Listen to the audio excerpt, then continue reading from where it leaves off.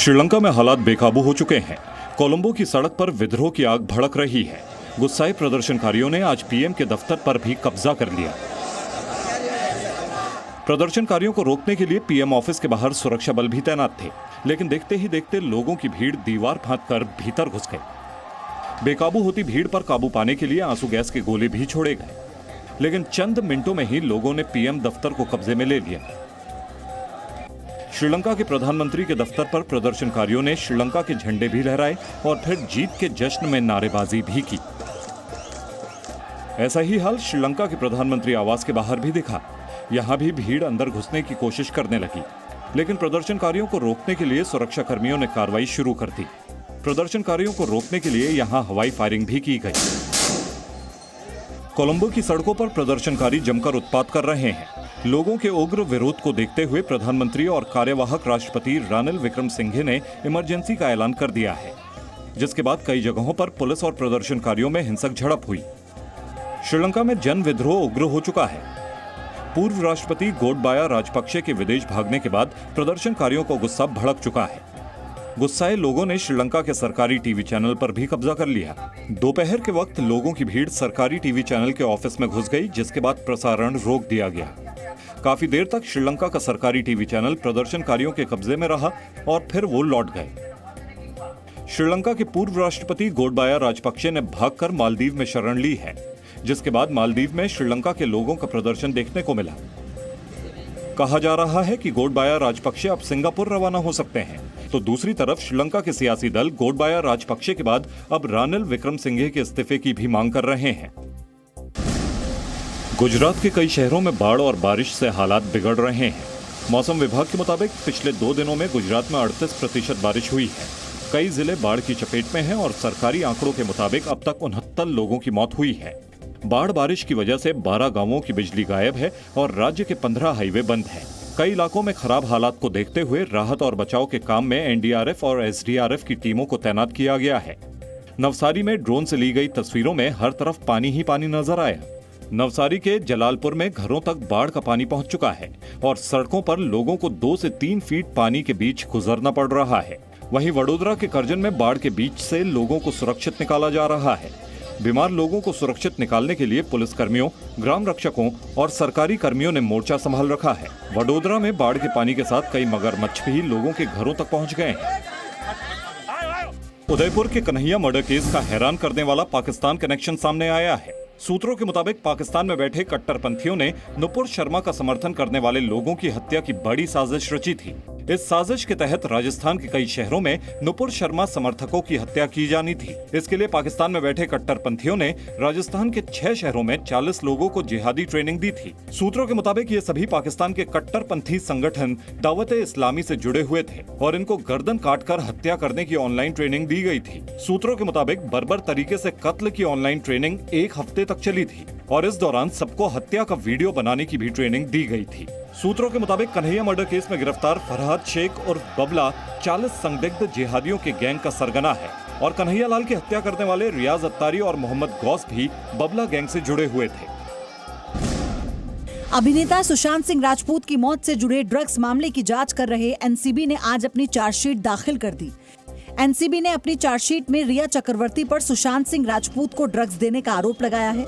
वहीं रिया के भाई शोविक चक्रवर्ती पर भी ड्रग्स पेडलर के संपर्क में रहने और ड्रग्स के धंधे से जुड़े होने का आरोप लगाया गया। एनसीबी की चार्जशीट में ड्रग्स खरीदने के लिए मार्च 2020 से सितंबर 2020 के बीच पैसों के लेन देन की भी बात कही गई। रिया और शोविक के अलावा सुशांत सिंह राजपूत के हाउस मैनेजर सैमुअल मिरांडा पर भी उसके लिए ड्रग्स खरीदने का आरोप लगाया गया है। अभिनेता सुशांत सिंह राजपूत का शव 14 जून 2020 को उनके घर पर मिला था, जिसके बाद कई जांच एजेंसियां अलग अलग एंगल से उनकी मौत की जांच कर रही हैं। कोरोना की वजह से 2 साल बंद रहने के बाद सावन महीने की कांवड़ यात्रा कल से शुरू हो रही है।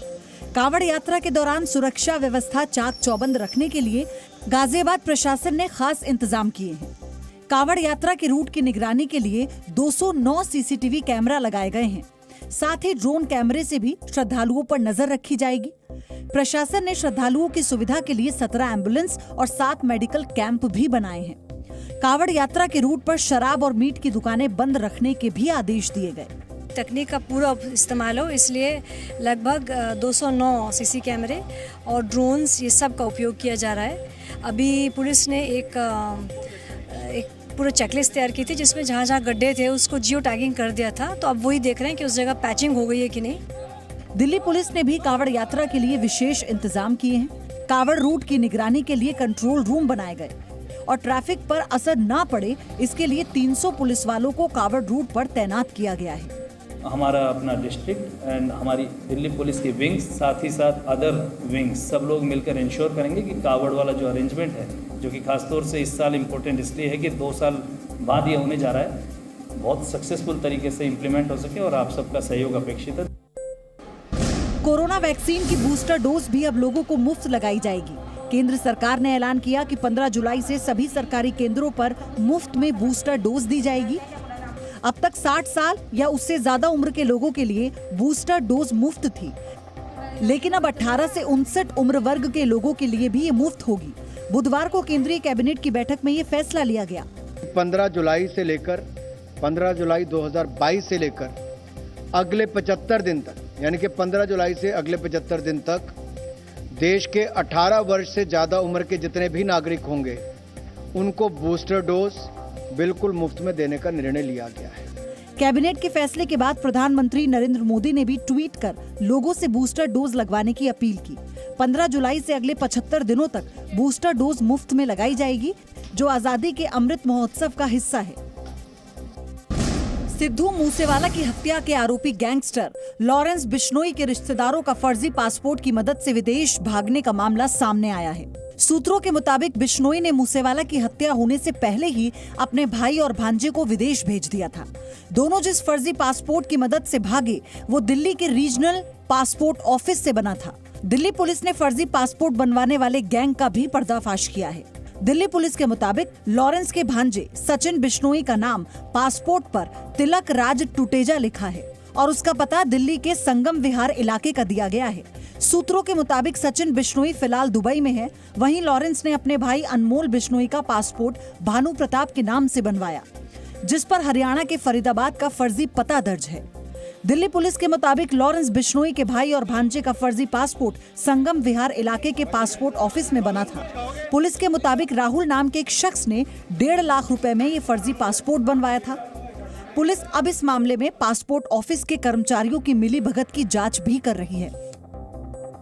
लखनऊ में पालतू कुत्ते के काटने से 80 साल की एक महिला की मौत हो गई। घटना लखनऊ के केसरबाग इलाके की है। हमले के बाद घायल महिला को अस्पताल ले जाया गया, लेकिन डॉक्टरों ने उसे मृत घोषित कर दिया। पोस्टमार्टम रिपोर्ट के मुताबिक बुजुर्ग महिला के शरीर पर कुत्ते के काटने के 13 निशान मिले। इसको कोइंसिडेंस या एक्सीडेंट कहेंगे कि ऐसा हो गया, बाकी उसको वो रखती थी, खिलाना पिलाना सब कुछ रहता था और अचानक ये जो भी चीज घटना घटित हुई बहुत ही दुखद रही। पड़ोसियों ने बताया कि महिला का बेटा जिम ट्रेनर है और उसने पिटबुल नस्ल के 2 कुत्ते पाल रखे हैं। पिटबुल नस्ल के कुत्ते बेहद हिंसक और खतरनाक माने जाते हैं। यही वजह है कि दुनिया के 41 देशों में पिटबुल नस्ल के कुत्तों को पालने पर प्रतिबंध लगा हुआ है।